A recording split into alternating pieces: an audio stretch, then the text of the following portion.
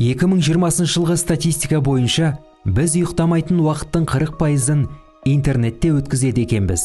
Оның ең көп бөлігі әлеуметтік желілерге кетеді. Онда біз қажетті ақпарат табамыз, достармен сөйлесеміз, сонымен бірге сауда жасаймыз. Коронавирус пандемиясы кезінде әлем жұрты интернет желісіне уақытын бұрынғыдан да көп жұмсайтын болды. Ғаламтор мен қазіргі адам онсыз өмірін елестете алмайтын әлеуметтік желілерде жалған діни экстремистік ұйымдардың арбауы көбейіп кетті. Өзін дәулет деп атаңдар деген жас жігіт осы әлеуметтік желілердің бірінде діни экстремизмге тап болған. Маған бір адам жазып, біз сөйлесе бастадық. Менің қайда оқитынымды сұрастырды. Одан кейін дін мен білім тақырыбында сөйлестік. Ол шетелден лайықты білім алуға болатынын айтты. Маған түрлі мақалалар мен электронды кітаптар жіберді. Мұның бәрі маған күдікті көрінді. Сондықтан конфессияаралық қарым-қатынастарды талдау және дамыту орталығына хабарластым. Олар маған бәрін түсіндіріп берді. Мені өзіне тартпақ болған адам тыйым салынған экстремистік ұйымның өкілі болып шықты. Екібастұз қаласы әкімдігінің ішкі саясат бөліміне қарасты конфессияаралық қарым-қатынастарды талдау және дамыту орталығы 7 жыл бойы деструктивті діни ұйымдардың Қазақстан Республикасына келуін болдырмау үшін белсенді жұмыс жасауда.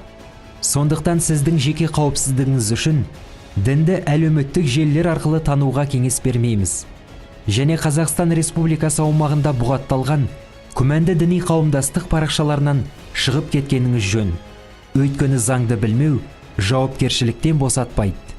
490 бап, 1 тарау, 3 тармақша.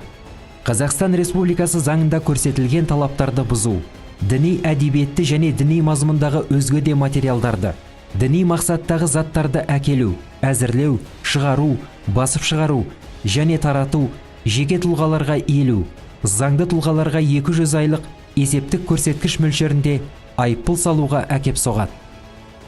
Бүгінгі күні діни экстремизм мен терроризм адамзатқа төніп тұрған басты қауіптердің бірі.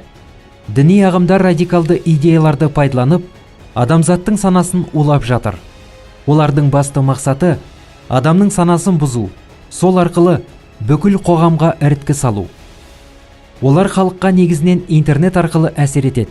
Егер сіз бен сіздің жақындарыңыздың деструктивті культтерге қатысты күдігі болса, біздің орталыққа хабарласыңыздар.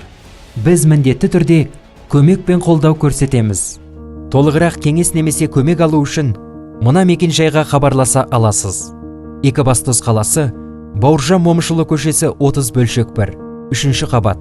Телефоны 8 71 87 34 03 49.